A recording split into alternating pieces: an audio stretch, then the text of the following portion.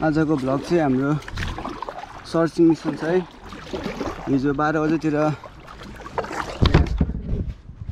क्लाइन्टको dad खस्नु भएको रहेछ अनि त्यही अब तलबाट हेर्दै जानु रे बरा क्षेत्रसम्म हुन्छ मेरो सर्चिङ। अब के हुन्छ बाटोमा त अपडेट गरेर जान्छु ल। आज अनि त मिसिङ पर्सन चाहिँ त्यही 75-80 वर्ष पुगिसकेको रहेछ बुढो मान्छे। अनि पूजा गर्दा हाम फालेको झरेको कि हाम फालेको बिर्सेँ मैले, त्यस्तै हो।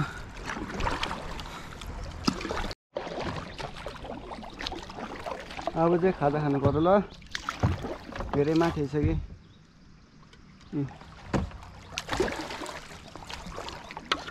दुईटा एक्सट्रिम छ है, दुईटा एक्सट्रिम, दुईटा चौचौ।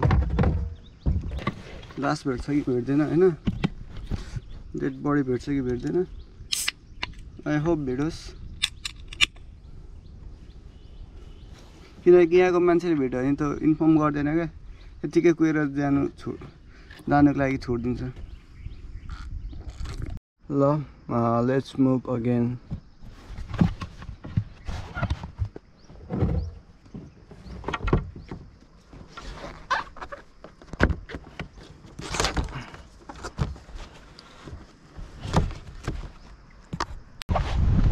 अब चाहिँ होइन अलिक माथिदेखि चाहिँ जता पनि पर्न सक्छ क्या। त्यो चाहिँ हो मसान घाट भनेर भन्छ मनिष साथीले। त्यहाँ चाहिँ अब चाहिँ पाउने चान्सहरू छ है। अब चाहिँ ट्राउमाटाइज बनाइदिन्छ मान्छेहरूलाई, हेर्नुमै पाउँछ कि पाउँदैन। यतातिर लास देख्नुभयो? लास मान्छेको लास छ।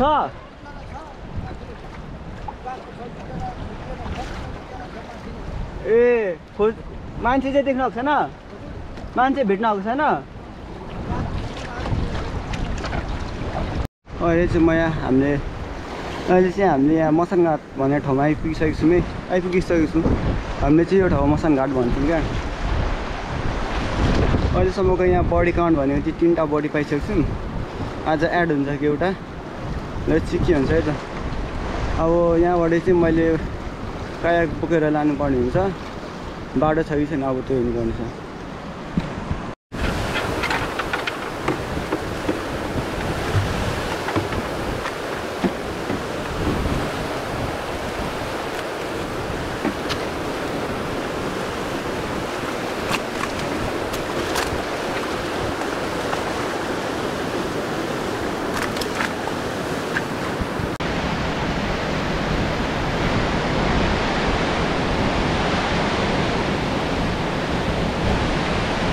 कुकुरले तर्साइदिएको नि म्यास सारा, कुकुर हो कि सुँगुर हौ।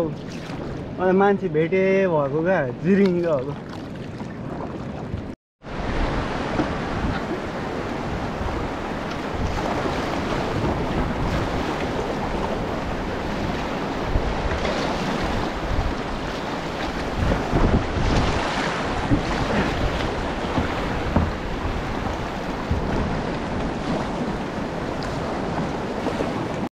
म चाहिँ सेकेन्ड ऱ्यापिडमा आइसकेँ है।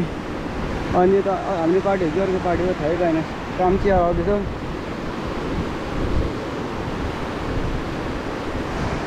हाम्रो पार्टी हो जस्तो लाग्यो मलाई।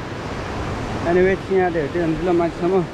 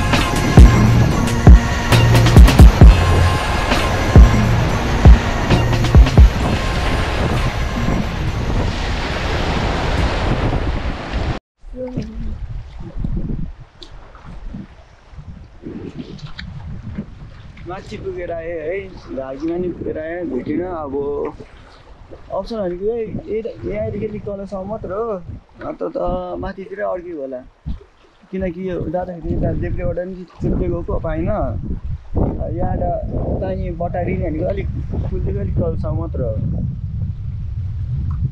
यत्रो तल त आएको छैन होला हौ, माथितिर नै घुमाउँदै होला क्या तल।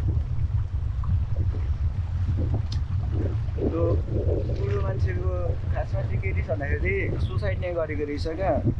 अब टर्मिनल इलनेस रहेछ बुढोको, अनि चिठी लेखेर छोडिदिएको रहेछ, अनि त्यसपछि बल्ल थाहा पाएको रहेछ क्या अरू मान्छेहरूले चाहिँ बुढो मान्छेलाई यस्तो भएको रहेछ भनेर। नत्र के भएको रहेछ भन्दा अब मान्छे चाहिँ मोरङ केराबारीको, अनि छोरा चाहिँ बिरामी रहेछ, ऊ त्यो बिपीमा भेट्नु गएको भनेर आएको रहेछ, तर बिपीमा नछिरी नै यहाँ आएछ क्या।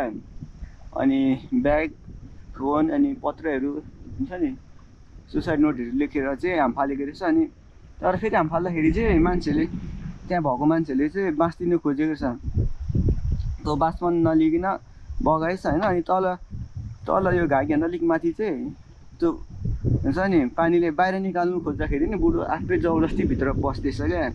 त्यस्तो रहेछ कुराहरू चाहिँ। अब त खोइ भोलि पनि बोलाउँछ कि अब के हुन्छ है, तर 1-2 दिनमा त भेट्नु त भेट्छ जस्तो लाग्छ मलाई चाहिँ, भित्र मनदेखि चाहिँ। तल प्रकाशपुर भीमनगरसम्म पुगेर खोज्नु पनि तयार छु, तर बोलायो भने चाहिँ हो, नभए खोज्नु चाहिँ तयार छु म। मान्छेहरू देख्न आएको छैन नि है, होइन पानीमा आऊ। यहाँ खोज्दैछ नि त, ए हिजो बरा क्षेत्रबाट।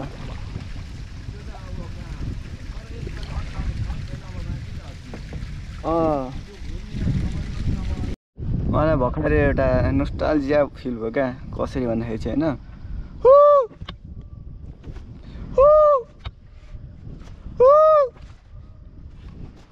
यसरी कराउँदै हुन्थ्यो क्या यहाँ सिक्दाखेरि चाहिँ।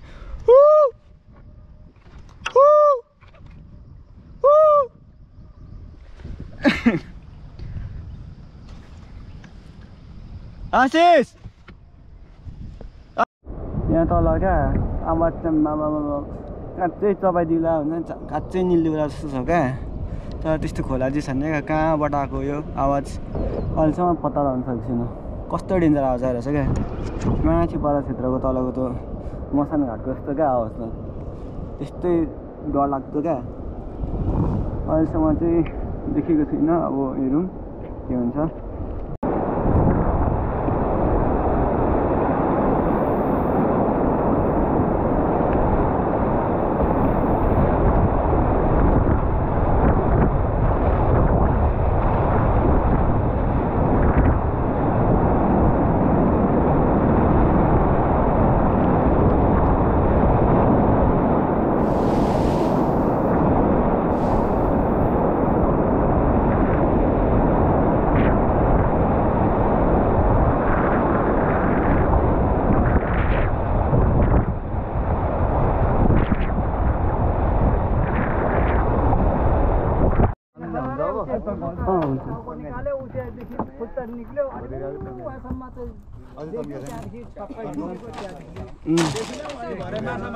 माछा मार्नेले त्यो छाउको चाहिँ त्यो यो घुमाउने त्यो छ नि त्यहाँ माछा मार्नेले प्रत्यक्ष देखेको मेनमा त्यो घुम्ने ठाउँमा चाहिँ तगि हामी बस्यौँ नि, त्यहाँनिर चाहिँ छैन, त्यहाँबाट चाहिँ हुँदै कटेको छ। तर त्यहाँदेखि उता छुङछाङ गर्दा थियो नि त्यहाँ पुगेको ठाउँमा चाहिँ। Hello guys, welcome back to my channel. यो चाहिँ हाम्रो डे 2 छ सर्चिङ अपरेसनको।